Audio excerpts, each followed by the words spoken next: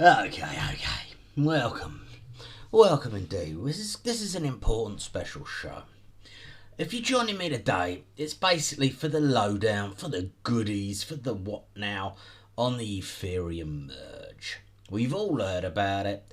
Let's face it, it's dominated headlines for months, what feels like fucking years at this point. But now, after all this time, we're finally nearly there. At the minute, the merge is set to happen around the 6th of September. And in fact, it's already started for real. Yeah. You know, one day YouTube, Twitter and Facebook will merge, and you know what? They'll call it you Twitterface. Right, look. All things considered, let's get straight in with the info. You're not here to fuck about, are you? If you're watching this, I'm going to assume you already know that ETH is the second biggest crypto. It's been around since 2015. It's had highs of over 4,800 in August of 21, and it's spent its life so far as a proof of work, smart contract enabling blockchain. We've seen it pull back this winter to around $1,000, and if I'm honest, I don't think we're ever going to see it below that again. So what's all this fuss about, and what does it actually mean to us? Oh dear. Alright, so what is the merge?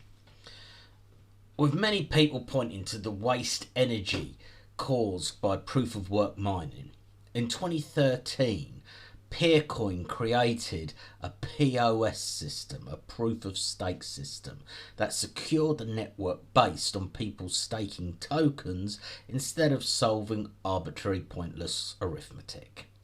If you want more info on that, click that up there, and that's the video that will tell you all about it.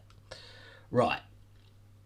In many ways, Ethereum's move to POS, proof of stake, is a huge deal only because it's affecting the world's second most important crypto. Yeah, at its peak, we're talking $550 billion ecosystem. And on top of that, you've got many other ecosystems running in layer 2s. Yeah. Now, proof of stake, it's been tried and tested and, used by many crypto chains over the last 9 years.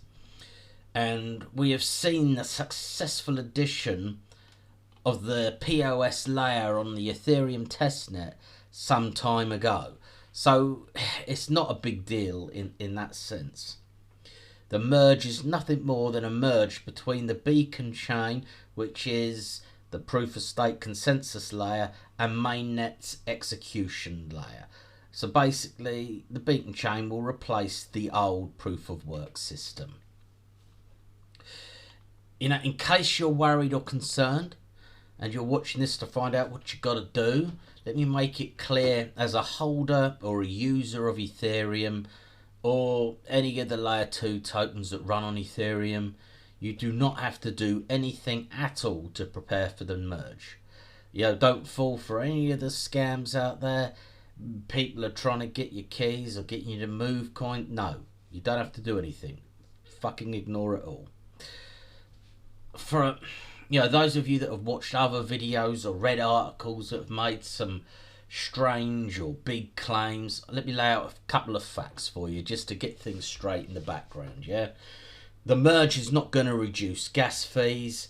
It's not going to speed up transactions, and the staking APR is not going to suddenly go up by 200-300%. It's going to go up probably by about 50%, but nothing like what some people have been claiming. The merge is going to make no downtime whatsoever. Also, there's a lot of people confused over what you need to actually stake Ethereum. You do not need to have 32 ETH to stake. You can use a validator and put your ETH with them and let them have the 32 ETH. And you can run nodes without having any ETH if you want. You just don't receive the rewards for it. I've seen some videos claim that all the stakers are going to pull out the second that withdrawals are enabled. Not only would that not happen, it can't happen. There's a limit to how many can pull out at any one time. But the majority of the reason is simply that there's protocols in place that all the incentives are there to keep on staking. The merge, it's been designed not to affect DApp developers or smart contract operations, so you'll have no issues on those fronts. And if you're sort of wondering whatever happened to ETH2, don't. They're just not calling it ETH2 anymore, because from the merge onwards, it's ETH. Right, so with all that in mind, why do we care and what's going on for normal people? Let's start with the latest news announcement. Yeah, Polynex Exchange was one of the first to say that they're going to support any tokens emerging from the merge.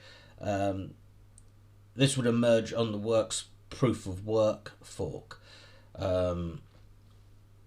New users are always keen to get free tokens. Yeah, I mean, and that's all Polynex is after. It doesn't look like at the minute there's going to be any new tokens suddenly appearing on that proof of work fork. It should just die off. But Polynex are going to support it. But then if you have your keys, you're going to be able to claim that anyway. So let's break this down. When you have a fork, you've got that option there. You will receive your tokens on the new fork and the old fork. So if they carried on mining and they created a token, whatever you hold in ETH, you would receive that number of tokens on the other fork. That's basically it. Assuming you've got the keys, as I said, you'd be able to claim those tokens anyway. Some people just find it easier to dump their ETH on an exchange like Polynex that is going to support both, so they just automatically get it. As I said, chances are not going to happen. Right, so what else is the merge going to affect? So let's look at where we expect the price of Ethereum to go after the merge, and we'll discuss if the merge itself is already priced in.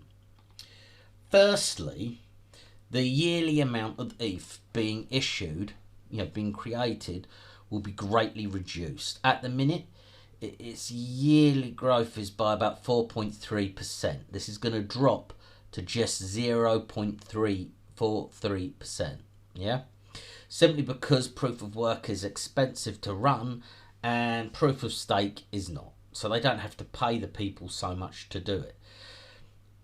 Many are arguing that this reduced cost can affect security, but you can just argue back that the increased cost in fact lowers decentralization, which we've seen with Bitcoin mining across China, back when they were allowed. Now, we all know that the entire crypto sphere revolves around Bitcoin's halving. Now, essentially, this merge is the equivalent to 3 Bitcoin halving events in one go. Right, secondly, the merge will make ETH deflationary. Now, back in 2021, an upgrade was put in effect that basically said from that point onwards they were going to burn the majority of transaction fees rather than paying the entire amount to miners. So now, not only will the issuance be reduced by the 90% we just talked about, but also when gas fees are in excess of 7 GUI, the burn rate will mean that more ETH is being burnt than being issued, which will decrease the supply. For perspective, at times in the bull market, we saw transaction fees go as high as 200 GUI. So the 7 GUI is a target that will easily be achieved more often than not. So supply and demand, under the old guard, the miners would sell their mined ETH to pay in part for their mining rigs, but more importantly the costs of running them. A rough estimate reckons the miners were selling around 18 million's worth of ETH on a daily basis, meaning there was a need for 18 million worth of Ethereum to be bought daily just to keep that price stable. After the merge, this sell pressure is going to be reduced significantly because the stakers are encouraged to stake as much as possible. This will mean that the funds are being locked up, taken off the market, rather than constantly being put on the market to pay for costs. Add to that anyone is going to be able to stake their ETH. The buying pressure is going to continue to rise and the sell pressure is going to continue to drop. These extraordinary circumstances are well worth paying attention to. Currently, those staking ETH on DeFi situations, they're receiving around 4% APY. After the merge, we could see that well into double digits. We're talking 10%. They say that compound interest is the world's 8th wonder. This is the start of a perpetual cycle of growth. As the price increases, more people will want to buy and stake, and that increased buy pressure, lowering sell pressure, will push the price up even further, starting that cycle all over again. Over time, the stake supply, issuance and burn, it will find an equilibrium, but for the meantime, it's looking incredibly bullish for Ethereum. There's other factors here as well. The decreased energy consumption that I kind of glossed over earlier is actually a really big fucking deal.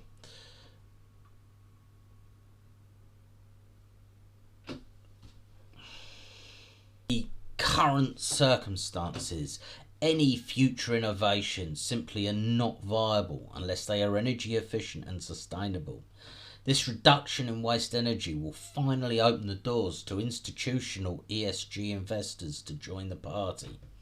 These guys are not allowed to invest in anything that's considered, bad for the environment, and that will totally change.